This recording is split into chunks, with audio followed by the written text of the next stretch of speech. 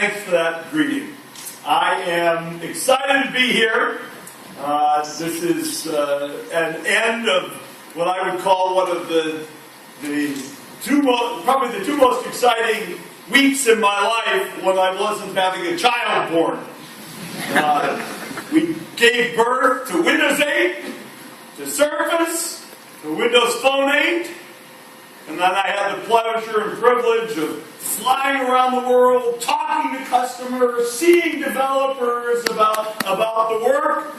And of course, my last session, the most exciting thing I get to do is to wrap up by talking to French developers, my favorite city in the whole world.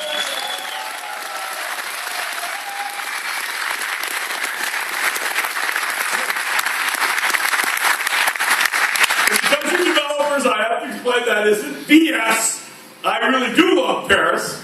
I lived here with my family for 3 months when my child was young. It's my favorite place in the world to run. I'm sort of glad our office is here in Issy-les-Moulineaux. I like staying a little closer to the center of Paris than going out to Les Ulis, even though it's also a wonderful town. So it's just great to have a chance to share with you some of the enthusiasm and some of the early results and some of the opportunities that we see for all of you as developers with these new products. Because I think it's absolutely a phenomenal time. In a sense, what we say about Windows 8 is true about Microsoft. We are reimagining Windows. We've reimagined how it works with hardware, ARM processors, and Atom in addition to Core. We've re-architected or reimagined the kinds of devices you can build, not only notebooks and laptops, but now tablets and these kind of hybrid tablet-laptop devices, which are pretty interesting and exciting. We've reimagined the user interface, which many people love, and the rest of people are soon to love, I would say. And we've reimagined this whole notion of services as an integrated part of the Windows experience. We're also reimagining Microsoft around the notion that says, while our core skill is software development, what we really are taking to market are devices and services that come from the internet cloud. The basic nature of the way we add value, all of us, with our software development skills continues to change and move forward. And with Windows 8, we're kind of reimagining Microsoft. And that's why you see us do our first Windows device in the Surface. How are we doing so far? I would say we're off to really quite a spectacular start. In the first 3 days, after we announced Windows 8, we sold about 4 million Windows 8 upgrades. 4 million. Depending on how you think, that's either a really big number, or it's not that big compared to the 1.2 billion PCs on the planet, but it gives us a lot of upside, if you will. If you take a look at kind of what the reviews and the reactions have been, on Windows Phone 8, phenomenal. On Windows, incredible. On Surface, just really special. I have a few quotes here. From CNET, Microsoft Surface is hot. I like that one. Of course, it runs very cool, nice to the touch. I don't want anybody to get confused. From the Associated Press, they really get it. Windows 8 bridges the gap between PC and mobile devices. And one of my favorites comes from the blog The Verge, a guy named Josh Topolsky, who's quite well renowned, at least in the United States, for his reviews of various gadgets, etc. over the years. Who would have thought that in 2012, Microsoft would be the company with the boldest phone in software design? Which I think all testaments to the good work that's involved in these products. I will say that we still have a lot of work to do in a sense in the launching. We've launched Windows 8, you see new Windows 8 devices, and yet really getting them all the way out the new devices with the new screens that are thinner and lighter and faster to boot.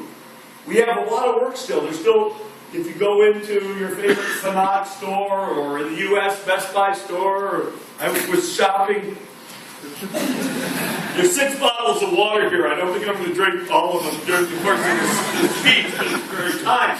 I went shopping last night at MediaMarkt in Germany, an electronics store, and there were still Windows 7 machines. Not all the machines had moved to touch yet. But when you see a new machine, a machine that really has been designed with Windows 8 in mind, I think about the Aspire S7. It's a gorgeous, gorgeous machine. You take a look at some of the new designs.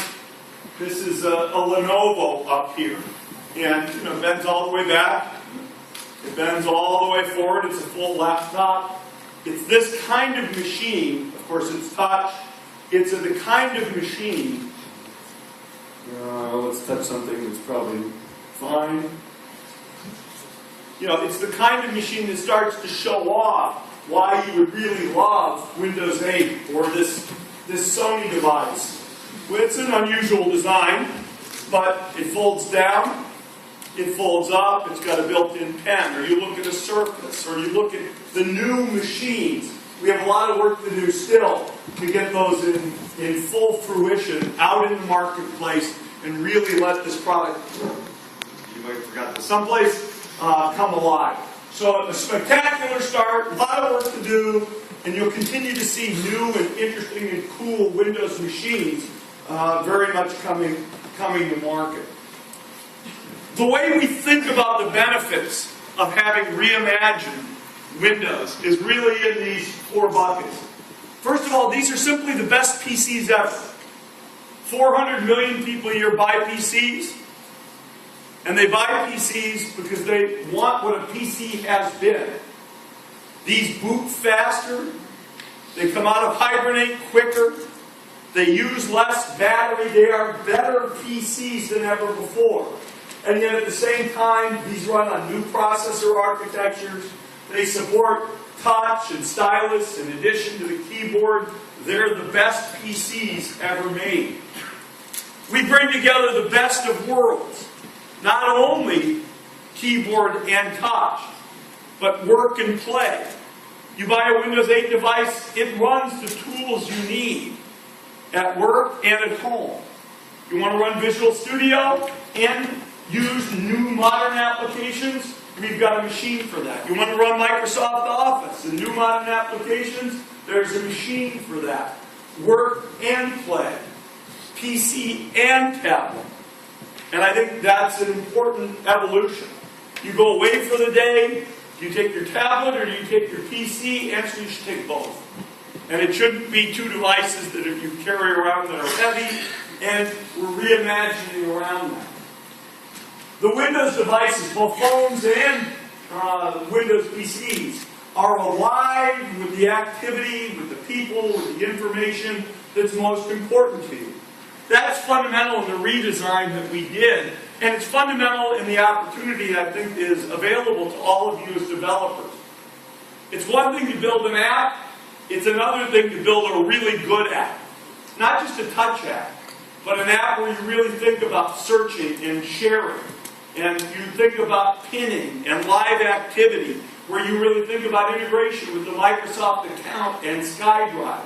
There's a bunch of systems infrastructure there that not only allows you to make your app better, but it will allow consumers to discover, to return, to revisit, to be more active with your application than having it sit there as a dumb icon someplace in the system, or having people have to come back every time to the store and think about you afresh.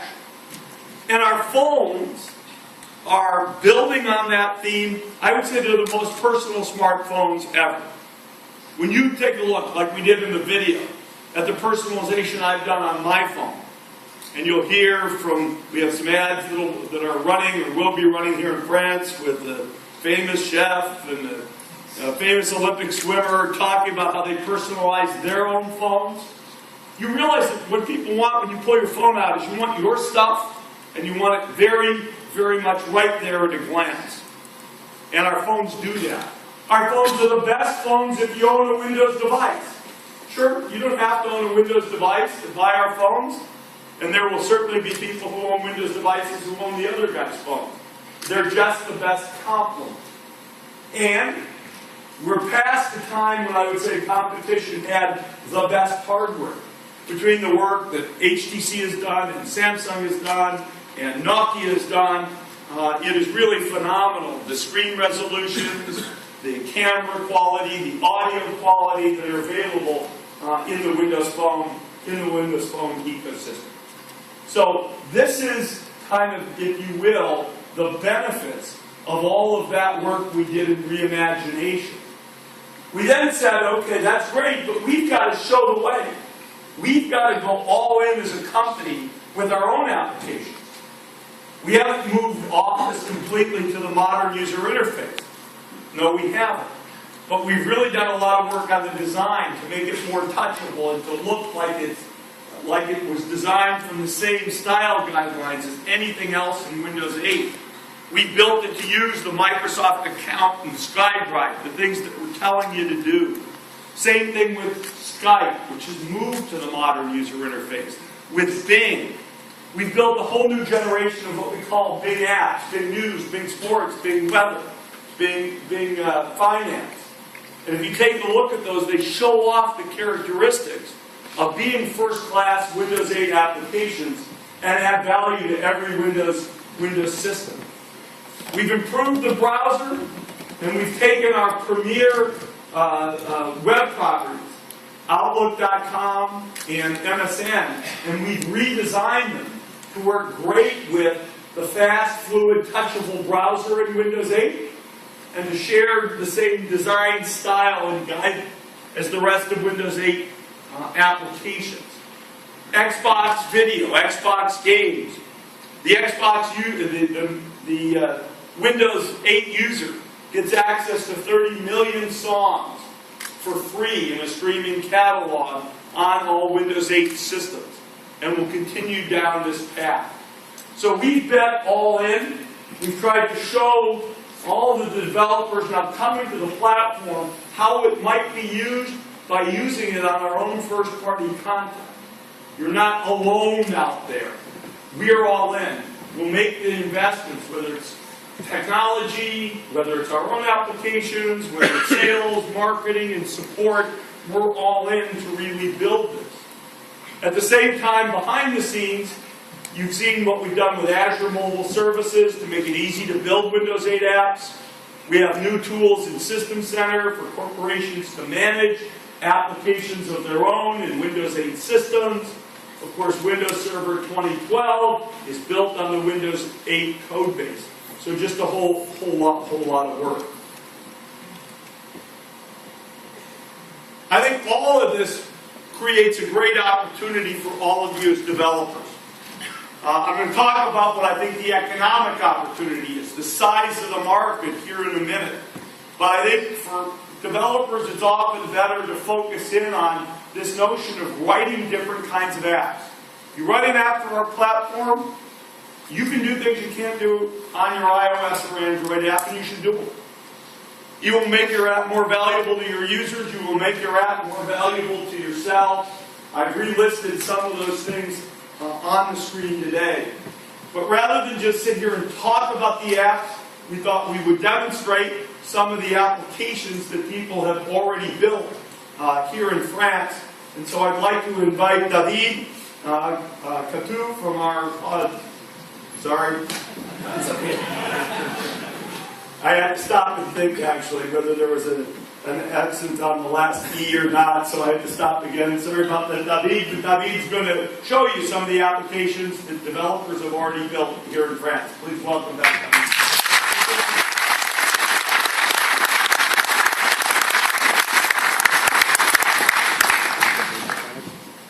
Bonjour. Bon, c'est déjà plus difficile de passer à ce que c'est BALLMER. Je vais essayer. Steve. Donc, j'ai failli passer en anglais là. Donc, l'idée pour moi en fait, ça a été compliqué. Il faut choisir des apps. Voilà. Il faut en montrer quelques-unes. Vous avez fait des centaines et des centaines d'applications. On en aime énormément.